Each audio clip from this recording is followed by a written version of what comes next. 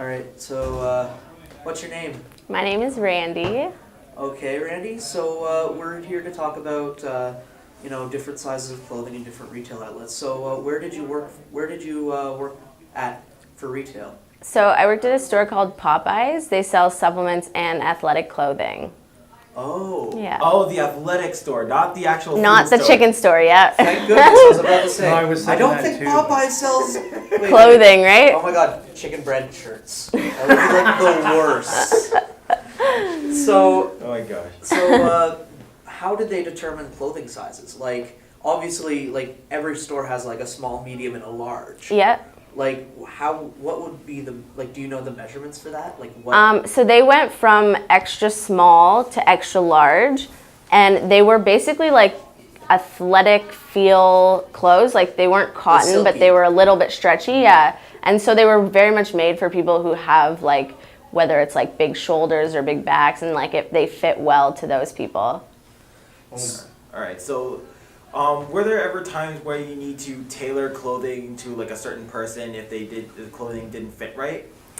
Not too much, no. It was usually like athletic clothes they bought a little bit bigger than they would technically need, so it was typically good for that. So what's an atypical size, for example, for a medium? Is it how many centimeters would it be for like a medium shirt? versus a large. Oh, wow. That's a good question. I would probably say like in terms of just the length of the bottom is probably about like 35 centimeters for like a women's medium, whereas like a large would probably be around like 40 to 45. Okay, and Yeah. do you know the method of how they would determine like the sizes? Like every store has like a very similar yet different method when it comes to like measuring clothing. Like, do you know how your store did it?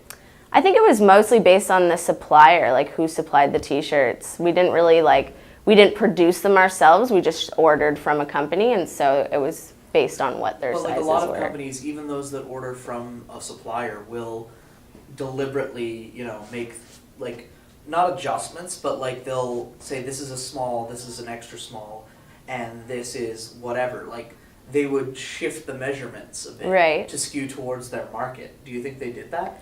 I think for sure, yeah. Like for the women's shirts, I know that they tailored them so they were slightly like almost like shaped like that. Yeah. So Hourglass shape. Right. So then it kind of fit women a little bit better, whereas the men's shirts were a little bit more boxy and they kind of just laid on their bodies better than. Did you ever have any like larger people come in and try to buy clothing, like non-athletic people? Yeah. Yeah, for sure. So would your store supply plus size clothing for those kinds of people? We didn't have plus size. Like our extra large t-shirts were quite big. So if like someone who's like extraordinarily large maybe wouldn't have fit in, but it usually worked for most people. Well, considering the athletic shirts aren't cotton shirts, they would stretch. They stretch, yep. That's so, right. Generally speaking, it wouldn't be one size fit all, but there would be a reasonable stretch. Yeah, exactly. And Plus, would your clothes supply clothing online? Yeah, they did, yeah. Yeah, you could order them off the website. So would the sizes that you could order online be more varied than the They were ones you pretty could much buy? the same. We did actually do a good job of always having in stock every size. So that was like, I know some stores struggle with that sometimes, but yeah, they were pretty good for that. Generally speaking, the prices are probably a little higher than if they were to be on the general market, for instance. Yeah, Like, was it extra to order online?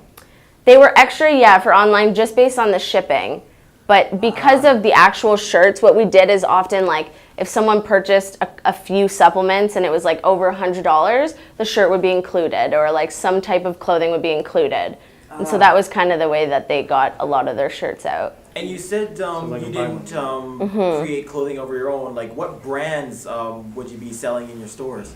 It was all Popeyes brand. So all the shirts had the exact same Popeyes logo across the back, and then the fronts were just designed differently based on the time of year. Custom from a supplier. Yep. Oh, Yeah. okay, all Yeah, right. we didn't produce them ourselves, Was unfortunately. it more expensive to buy a larger shirt versus a smaller shirt? No, they were the exact same price. Okay, Yeah. that's quite unusual. in the Yeah, industry. unusual, but same price. Women's versus men's were slightly different, but same price Well, in the terms women's, of. I'm guessing you had to tailor a bit more. Yeah, so I think they were $2.50 or maybe $5 more than the men's ones, but the men's ones, if you were a woman, you could buy it if you wanted. It's just like a unisex shirt, so. Well, and So- you could easily just tuck it into a pair of shorts Yeah. or whatever if you really wanted that. Yeah. Yeah, if you needed the tightness and. Well, plus a lot of people who are athletic might want to show that off. Yeah, yeah. And so, has there ever been a situation where somebody bought clothing online and then they went to your store saying that it didn't fit them or anything like that? Yeah, that happened a couple times actually while I was working there, but it was usually like an easy fix. Like we would just take the shirt that they had gotten online, give them one that we had in store, and then it would be a simple switch. Okay, so you wouldn't have to exactly tailor the shirt. No, and we didn't have to do like returns and stuff because they were all the same, right? So we had all the logos that we offered online in store as well, so it was a simple change. That's actually very atypical for the industry. Yeah. A lot of places have a problem with stocking plus size clothing in general, and 40% of online purchases on average go back Yeah. because they just don't fit. Right. That's part of what our project is about, trying to figure out why different companies do things differently, why there isn't a universal standard. For sure. Nice. And would your company happen to have a size chart that we could find? It's probably online. Like I'm assuming if you like clicked one of the like shirts online, you could probably see what the sizing is like. I've never tried to be honest, Popeyes but has a website? yeah, it's just Popeyes supplements and it should pop right up. All right, Cool. Yeah. And I think that's about it. Thank That you for is- your time. No Thank problem. you very much.